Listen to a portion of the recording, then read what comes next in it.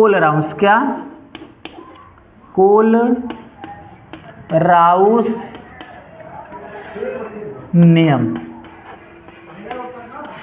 क्या हेडिंग है आपके पास में, कोलराउस नियम। तो बच्चों कोलराउस नियम होता क्या है, अगर उसके लिए चर्चा किया जाए तो क्या होगा, तो चले देखते हैं, है ना। तो लिखेंगे क्या, क्या लिखेंगे कि आपके पास में यहां से लिखेंगे आयनों के स्वतंत्र अभिगमन के लिए, आयनों के स्वतंत्र अभिगमन के लिए अभिगमन के लिए, गमन के लिए आयनों के स्वतंत्र अभिगमन के लिए कोलराउस ने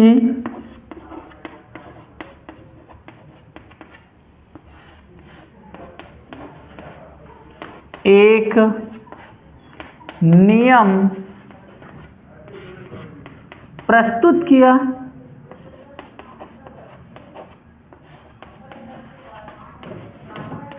जिसे हम कोलराउस का नियम कहते हैं। क्या कहते हैं, कोलराउस का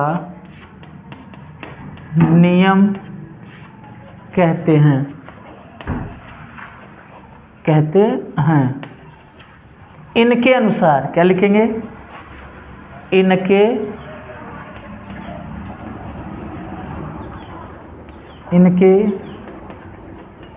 अनुसार, इनके अनुसार मतलब किसके अनुसार, कोलराउस के नियम के अनुसार, है ना। क्या लिखेंगे, लिखेंगे कि आपके पास में प्रबल, या क्या लिखेंगे कि आयनों, लिखिए देखिए, आयनों के स्वतंत्र अभिगमन के लिए कोलराउस ने एक नियम प्रस्तुत किया, जिसे हम क्या कहते हैं, कोलराउस का नियम कहते हैं। बात को समझ पा रहे हो बच्चों। तो इसके लिए अब इनके अनुसार क्या, इन्होंने क्या नियम दिया था उस पर चर्चा करते हैं। क्या कि एक वैद्युत अपघट्ट की सीमांत मोलर चालकता, क्या लिखेंगे, एक वैद्युत अपघट्ट की, देखिए क्या बोले हैं, एक वैद्युत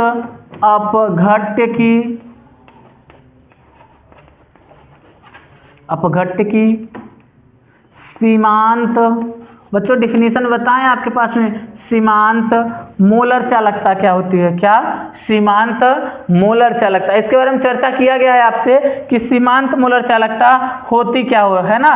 सीमांत मोलर चालकता,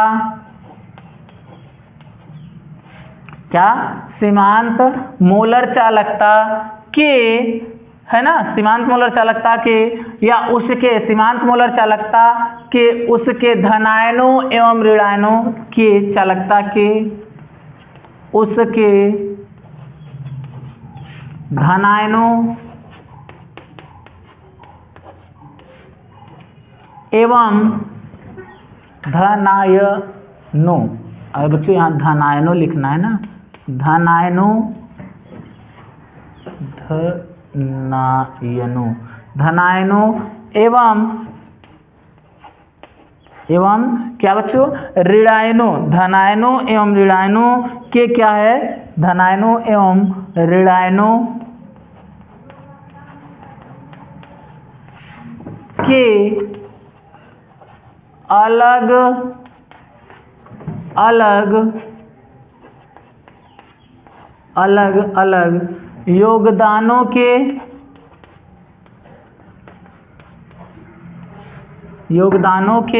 अलग अलग योगदानों के योग के बराबर होता है, अलग अलग योगदानों के योग के बराबर होता है, अलग अलग योगदानों के योग के बराबर होता है। बात को समझ पा रहे हैं ना बच्चों। तो क्या कह रहा है, आयनों के स्वतंत्र अभिगमन के लिए कोलराउंस ने एक नियम प्रस्तुत किया जिसे हम कोलराउंस नियम कहते हैं। इनके अनुसार क्या है कि एक वैद्युत अपघट्य के सीमांत मोलर चालकता के उसके धनायन एवं ऋणायनों के अलग अलग योगदानों के योगफल के बराबर होता है। बात को समझ, ये कोलराउंस नियम का स्टेटमेंट था बच्चों। अब लोग इसके लिए सूत्र पढ़ते हैं, तो इसको मिटाते हैं, फिर सूत्र पे चर्चा करते हैं। ठीक, चलिए बच्चों, तो इसको क्या करते हैं हम लोग, मिटाते हैं, उसका फिर कोलराउंस का क्या करते हैं, सूत्र क्या होता है उस पर चर्चा करते हैं। तो देखिएगा, बोला है आपके पास में कि यहाँ से इसके जो विद्युत अपघट्य के सीमांत मोलर चालकता है उसके क्या धनायनों एवं ऋणायनों के क्या है अलग अलग योगदानों के योगफल के बराबर होता है। तो इससे बच्चों आपके पास में सीमांत मोलर चालकता, तो लिखेंगे माना क्या है, धनायनों को हम V+ से प्रदर्शित करते हैं ना, क्या लिखेंगे, माना वियोजन है ना, वियोजन, उसका वियोजन या वैद्युत अपघटन वियोजन, क्या लिखेंगे, माना वैद्युत अपघटन अपघट्य वियोजन में V+ धनायन एवं V- ऋणायन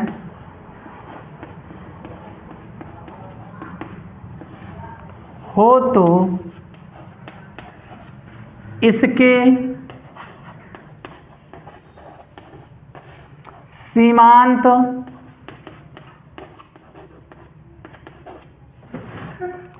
मोलर चालकता को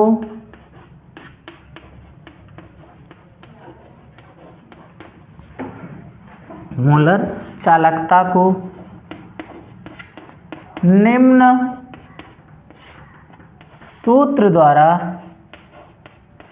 दर्शाते हैं। तो आपके पास में बताया गया था सीमांत मोलर चालकता बराबर सूत्र क्या होता है, तो उसके बारे में चर्चा हुई थी। तो देखिए यहाँ क्या हो जाएगा, तो लैम्डा नॉट m बराबर हो जाएगा आपके पास में V+ लैम्डा है ना प्लस, और प्लस का यहाँ क्या हो जाएगा V- लैम्डा, यहाँ क्या हो जाएगा माइनस। ये आपके पास में सूत्र, बात को समझ पा रहे हैं ना। तो ये किसके लिए सूत्र था आपके पास में, तो आपको बताया गया सीमांत मोलर चालकता को ज्ञात करने के लिए सूत्र था। इतनी बात को समझ पाए नहीं बच्चों। आप एक सूत्र जानते हैं सीमांत मोलर चालकता के लिए ही, क्या जानते हैं कि आपको पता होगा अल्फा बराबर क्या जानते हैं आप, है ना, दुर्बल। ये तो किसके लिए, प्रबल वैद्युत अपघट्य के लिए, किसके लिए था, प्रबल वैद्युत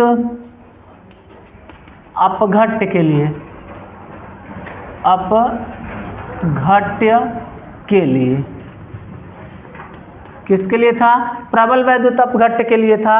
अब लोग चर्चा करते हैं किसके लिए, दुर्बल वैद्युत अपघट्य के लिए क्या होती है सीमांत मोलर चालकता या अन्य चीज़ों को ज्ञात करना। तो बच्चों इसको क्या करते हैं हम लोग, मिटाते हैं, फिर दुर्बल वैद्युत अपघट्य के लिए चर्चा करते हैं। तो आपके पास में आता है दुर्बल वैद्युत अपघट्य के लिए, बात को समझ पाए, इसको मिटा देते हैं तब फिर आगे बढ़ते हैं हम लोग।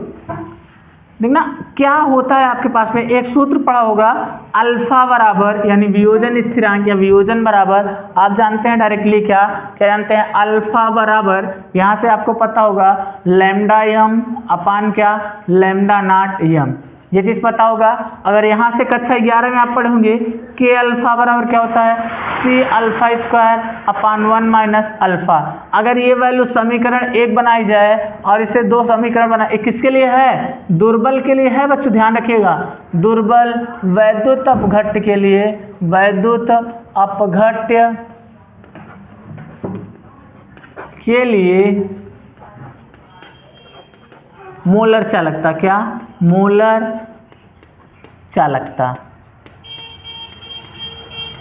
है ना। तो यहाँ से क्या हो जाएगा, जहाँ जहाँ आपके पास में अल्फा है वहाँ वहाँ ये मान रखेंगे, तो के अल्फा बराबर हो जाएगा आपके पास में क्या, ये हो जाएगा C, यहाँ क्या हो जाएगा lambda m upon lambda m not हो जाएगा का होल स्क्वायर अपान 1 - क्या हो जाएगा, यहाँ हो जाएगा लैम्डा m अपान क्या हो जाएगा लैम्डा, क्या हो जाएगा लैम्डा नॉट m। बात को समझ पा रहे हैं ना बच्चों? तो अगर यहाँ पे स्क्वायर है तो इसको हम क्या इसका एलसीएम ले सकते हैं, उसका अंदर अंदर का गुणा और बाहर बाहर का गुणा कर सकते हैं। तो आपके पास में क्या आ जाएगा उस पर चर्चा करते हैं हम। तो हमारे पास में आ जाएगा कि अल्फा बराबर हो जाएगा लैम्डा, बात तो समझ पा रहे हैं ना, लैम्डा नॉट m, क्या जाएगा लैम्डा नॉट m, यहाँ c भी रहेगा ना, c लैम्डा नॉट m का square upon lambda naught m है ना, नॉट m, और यहाँ क्या हो जाएगा lambda naught m minus lambda m। ये है आपके पास में फार्मूला। बात को समझ पा रहे ना? ये किसके लिए? वियोजन स्थिरांक ज्ञात करने के लिए। किसके लिए? दुर्बल वैद्युत अपघट के लिए वियोजन स्थिरांक ज्ञात करने के लिए फार्मूला आपके पास में निकल के सामने आता है। तो चलिए बच्चों अब हम लोग नेक्स्ट हेडिंग बनाएंगे क्या आपके पास में कि क्या होता है वैद्युत अपघटनी सेल। बात को समझ पा रहे ना? देखना बच्चों वैद्युत अपघटनी सेल का मतलब क्या है, वही आयनों की मात्रा पे ही डिपेंड करेगा। तो ऐसा सेल जिसमें वैद्युत धारा प्रवाहित करने पर उसमें आयनन की मात्रा या आयनन की घटना घट जाती है तो उसे हम क्या बोलते हैं वैद्युत अपघटनी सेल बोलते हैं, है ना। तो बच्चों देखना कितनी मात्रा में आयनन की जो वैल्यू है वो हो रही है ना, मतलब कहने का सेंस विलयन है उसमें टूटा जा रहा है, आयनन हो रहा है। देखिएगा अगर आपसे कोई पूछेगा कि भाई चलिए बताइए आप कि क्या होता है आपके पास में कि वैद्युत अपघटनी सेल, है ना। तो चलिएगा इस पे चर्चा करते हैं। हम लोग हेडिंग बनाते हैं क्या वैद्युत अपघटनी सेल। बात को समझ पा रहे ना?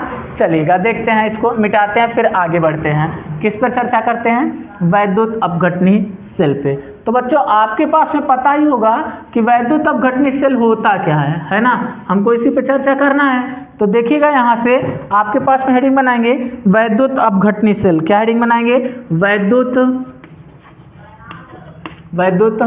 अपघटनी वैद्युत अपघटनी सेल, है ना। क्या बोलेंगे कि ऐसा सेल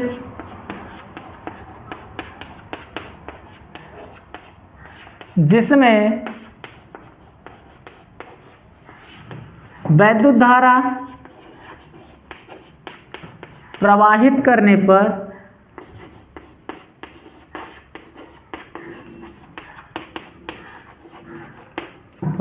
या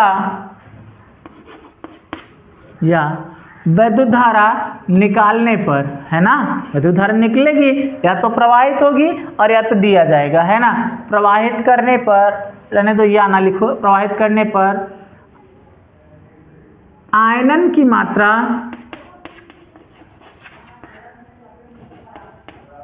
आयनन की घटना घटती है तो उसे हम क्या बोलते हैं? वैद्युत अपघटनी सेल कहते हैं। अच्छा यहाँ से आयनन की घटना घटती है और उसमें रासायनिक ऊर्जा को वैद्युत ऊर्जा में बदला जाता है। क्या? रासायनिक ऊर्जा को वैद्युत ऊर्जा में और वैद्युत ऊर्जा को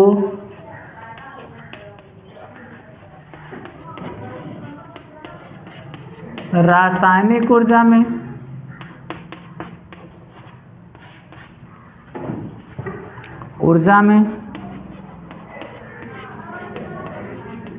बदला जाता है तो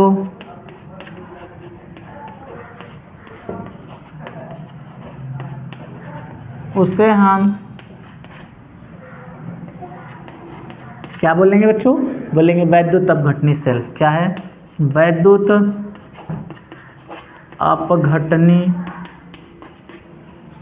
अपघटनी सेल। बात को समझ पा रहे हैं ना? ये था आपके पास में। तो बच्चों देखना वैद्युत अपघटनी सेल में आयनन की मात्रात्मक विश्लेषण के बारे में जानने के लिए फैराडे नामक वैज्ञानिक ने 2 नियम प्रस्तुत किया, है ना। क्योंकि देखिए यहाँ बोल रहा है कम होगा, ज़्यादा होगा, क्या होगा, कैसे होगा, तो इसके बारे में कि आयनन की मात्रा कितनी हो रही है ना। अभी तक जो भी पढ़े हैं आप लोग ये बोले हैं कि ज़्यादा होती है, आयनन की मात्रा ज़्यादा होती है या आयनन की मात्रा कम होती है। बट अभी आपके फैराडे नामक वैज्ञानिक ने क्या किया, वैद्युत अपघटनी सेल में आयनों की मात्रात्मक विश्लेषण के लिए कुछ नियम प्रस्तुत किए, जिसे हम फैराडे का नियम कहते हैं। तो चलिए बच्चों, हम लोग क्या करते हैं कि इसके बारे में पढ़ते हैं, है ना। तो चलिए इसको मिटाते हैं, फिर देखते हैं वैद्युत अपघटनी नियम, है ना। क्या, वैद्युत अपघटनी नियम, इसको मिटा दे बच्चों। चलिएगा आगे बढ़ते हैं और नेक्स्ट नंबर हेडिंग बनाते हैं वैद्युत अपघटनी मात्रात्मक विश्लेषण। वैद्युत अपघटनी सेलों का मात्रात्मक विश्लेषण, या हेडिंग बनाएंगे आप वैद्युत अपघटन के मात्रात्मक विश्लेषण। वैद्युत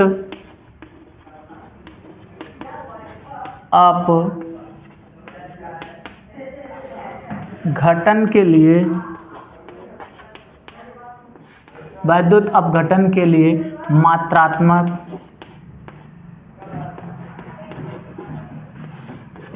विश्लेषण। क्या, मात्रात्मक विश्लेषण, ये आपके पास में मेन हेडिंग है। तो क्या लिखेंगे कि वैद्युत अपघटनी मात्रात्मक विश्लेषण, है ना। क्या लिखेंगे, लिखेंगे कि वैद्युत अपघटन के लिए मात्रात्मक विश्लेषण। यहाँ लिखेंगे वैद्युत अपघटन के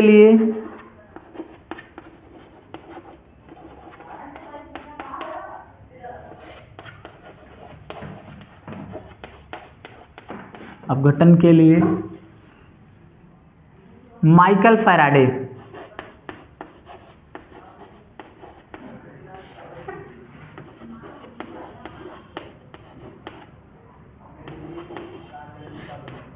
नामक वैज्ञानिक ने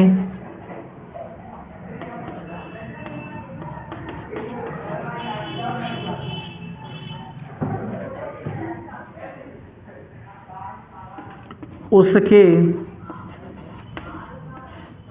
मात्रात्मक विश्लेषण के लिए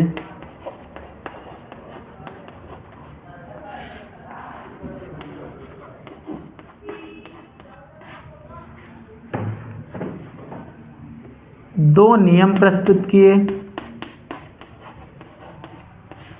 जिसे हम फैराडे का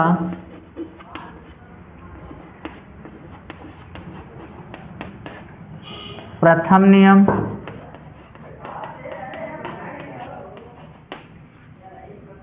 और फैराडे का, ये पहला था, ये दूसरा नियम। बात को समझ पा रहे हैं ना।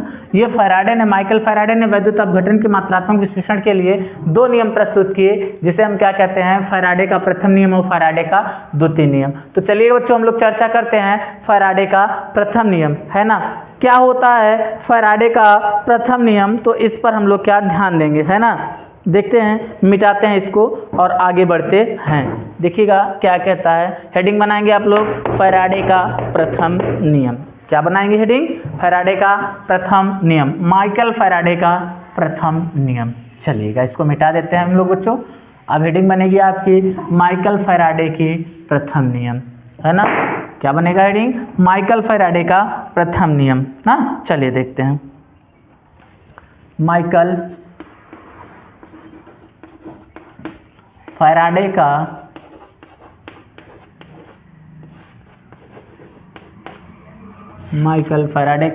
प्रथम नियम। क्या बनेगा, माइकल फैराडे का प्रथम नियम। बात को समझ पा रहे हैं ना। चलिए बच्चों, इसके लिए हम लोग क्या करते हैं, डिफिनीशन बनाते हैं। तो क्या लिखेंगे, वैद्युत धारा द्वारा वैद्युत अपघटन में रासायनिक, क्या लिखेंगे, वैद्युत धारा द्वारा वैद्युत अपघटन में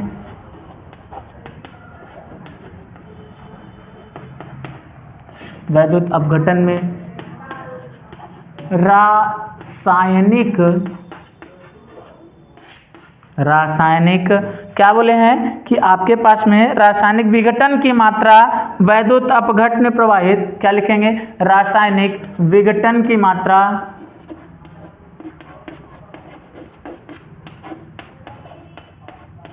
वैद्युत अपघट्ट में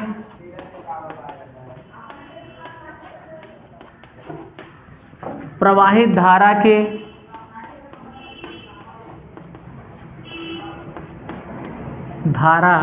के समानुपाती होता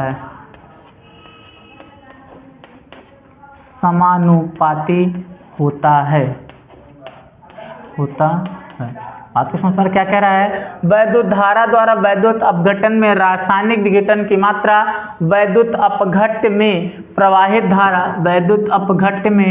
प्रवाहित धारा के समानुपाती होता है। बात को समझ पा रहे हैं नहीं? तो इसके लिए बच्चों आपके पास में सूत्र निकल के आया था, क्या आया था बच्चों आपके पास में, Q प्रोपोर्शनल IT या Q बराबर I इंटू T। बात को समझ पा रहे हैं ना? तो ये आपके पास में सूत्र था। इसी को बच्चों हम कुछ इस प्रकार से लिख सकते हैं, Q बराबर ZIT, जहाँ Z क्या था, तुल्यांकी है ना, तुल्यांकी भार क्या था, Z बराबर क्या, तुल्यांकी भार। बात को समझ पा रहे हैं ना? तो ये बच्चों आपके पास में फैराडे का प्रथम नियम था। कौन सा नियम था, प्रथम नियम था।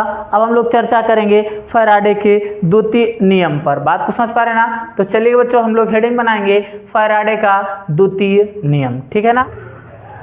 तो चलिए बच्चों इसको मिटाते हैं और हेडिंग बनाते हैं फैराडे का द्वितीय नियम। क्या बनाते हैं, फैराडे का द्वितीय नियम। बात को समझ पा रहे हैं ना बच्चों? ये रूल आपके एग्जाम में लिखने के लिए जरूर पूछता है, क्या पूछेगा कि फैराडे का द्वितीय नियम। क्या बनाएंगे, फैराडे का द्वितीय नियम।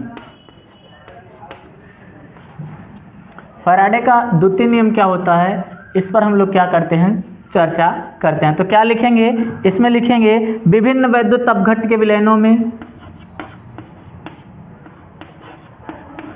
विभिन्न वैद्युत अपघट्ट के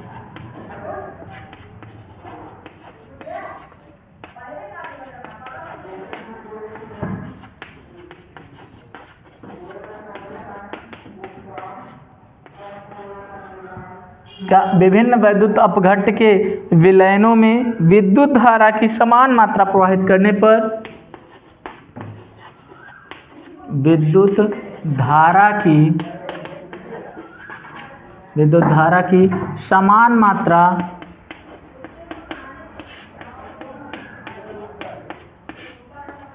प्रवाहित करने पर विद्युत धारा की समान मात्रा प्रवाहित करने पर मुक्त विभिन्न पदार्थों की मात्राएं, मुक्त विभिन्न पदार्थों की मात्राएं, क्या, मुक्त विभिन्न पदार्थों की मात्राएं आपके पास में किसके बराबर होती है, तो उसके रासायनिक तुल्यांकित द्रव्यमान के समानुपाती होती है। क्या की मात्राएं उसके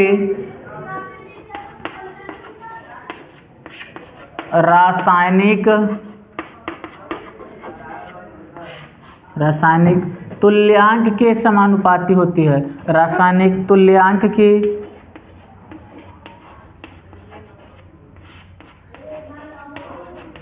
समानुपाती